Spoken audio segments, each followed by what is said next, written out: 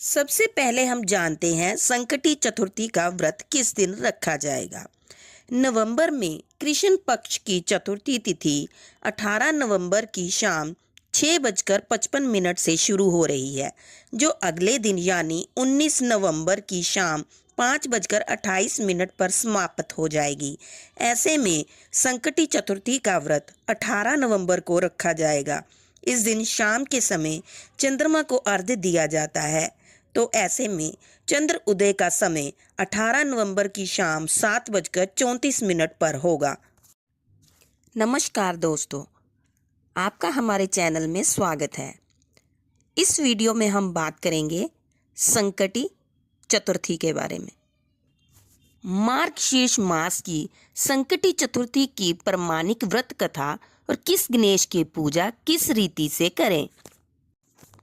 पार्वती जी ने गणेश जी से पूछा कि अगहन कृष्ण चतुर्थी संकटा कहलाती है, उस दिन किस गणेश की पूजा किस रीति से करनी चाहिए। गणेश जी ने उत्तर दिया कि हे हिमालय नंदिनी, अगहन में पूर्वोक्त रीति से गजानन नामक गणेश जी की पूजा करनी चाहिए। पूजन के बाद अर्घ्य देना चाहिए। दिन भर व्रत रहकर पूजन के बाद ब्राह्मण को भोजन कराकर जौ, तिल, चावल, चीनी और घृत का मिक्सचर बनाकर हवन कराएं तो वह अपने शत्रु को वशीभूत कर सकता है। इस संबंध में हम एक प्राचीन इतिहास सुनाते हैं। प्राचीन काल में त्रेता युग में दशरथ नामक एक प्रतापी राजा थे। वे राजा आखेट प्रिय थे। एक बार अनजाने में ही उन्होंने एक श्रवण कुमार नामक ब्राह्मण का आखेट में वध कर दिया। उस ब्राह्मण के अंधे माँ बाप ने राजा को श्राप दिया कि जिस प्रकार हम लोग पुत्र शोक में मर रहे हैं, उसी भांति तुम्हारा भी पुत्र शोक में मरण होगा। इससे राजा को बहुत चिंता हुई। उन्होंने पुत्र ज्येष्ठ यज्ञ कराया। फलस्वरूप जगदीश्वर ने राम स्वरूप में अवतार लिया और भगवती लक्ष्मी जानकी के रूप में अवतरित हुई।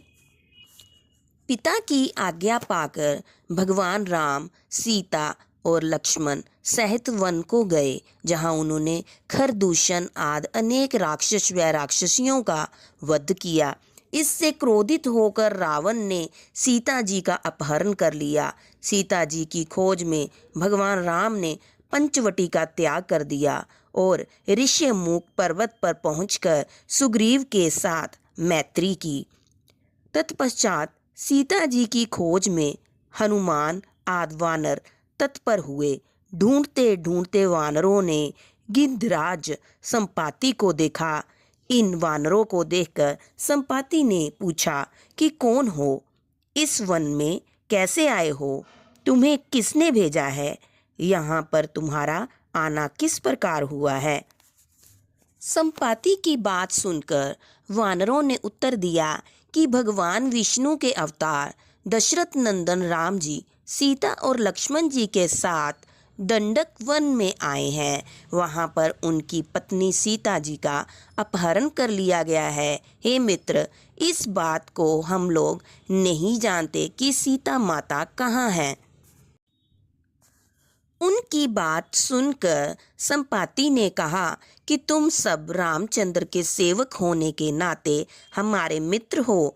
जानकी जी का जिसने हरण किया है और वह जिस स्थान पर है वह मुझे मालूम है। सीता जी के लिए मेरा छोटा भाई जटाऊ अपने प्राण गंवा चुका है। यहाँ से थोड़ी ही दूरी पर समुंदर है और समुंदर के उस पार राक्षस नगरी है। वहाँ अशोक के पेड़ के नीचे सीता जी बैठी हुई हैं।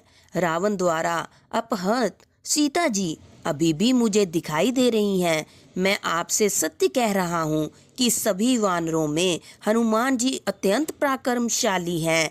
अंत उन्हें जाना चाहिए। केवल हनुमान जी ही अपने पराक्रम से समुंदर लांघ सकते हैं, अन्य कोई भी इस कार्य में सामर्थ्य नहीं है। संपाति की बात सुनकर हनुमान जी ने पूछा कि हे संपाति, इस विशाल समुंदर को मैं किस प्रकार पार कर सकता हूँ, जब हमारे सब वानर उस पार जाने में असमर्थ है तो मैं ही अकेला कैसे पार कर सकता हूँ। हनुमान जी की बात सुनकर संपाति ने उत्तर दिया कि हे मित्र, आप संकट नाशक गणेश चतुर्थी का व्रत कीजिए। उस व्रत के प्रभाव से आप समुद्र को क्षण भर में पार कर लेंगे। संपाति के आदेश से संकट चतुर्थी के उत्तम व्रत को हनुमान जी ने किया। हे देवी, इसके प्रभाव से हनुमान जी क्षण भर में समुंदर को लांग गए। इस लोक में इसके समान सुखदायक और संकटों को नाश करने वाला दूसरा और कोई व्रत नहीं है। श्री कृष्ण जी कहते हैं कि महाराज युधिष्ठिर, आप भी इस व्रत को कीजिए।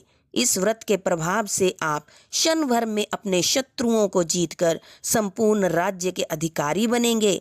भगवान कृष्ण का वचन सुनकर युधिष्ठिर ने गणेश चतुर्थी का व्रत किया। इस व्रत के प्रभाव से वे अपने शत्रुओं को जीतकर राज्य के अधिकारी बन गए। मार्गशीर्ष मास की गणेश चतुर्थी के व्रत की पूजा विधि। प्रातःकाल उठकर नित्य कर्म से निवृत्त हो शुद्ध होकर स्वच्छ वस्त्र धारण करें।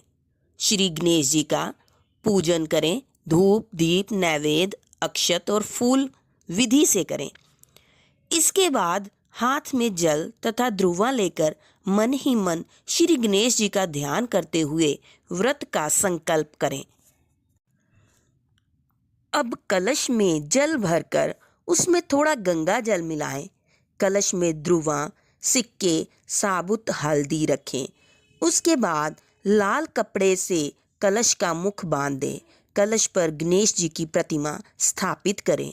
पूरे दिन श्री गणेश जी के मंत्र का जाप करें। संध्या को दोबारा स्नान कर शुद्ध हो जाएं। श्री गणेश जी के सामने सभी पूजन सामग्री के साथ बैठ जाएं। विधि विधान से गणेश जी का पूजन करें।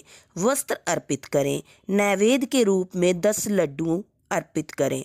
चंद्रमा उदय होने पर चंद्रमा की पूजा कर अर्घ्य दें।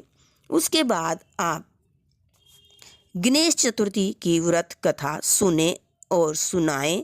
जौ, चावल, चीनी, तिल व घी से हवन करें। तत्पश्चात गणेश जी की आरती करें। 5 लड्डू प्रसाद के रूप में बांट दें। जय श्री गणेश।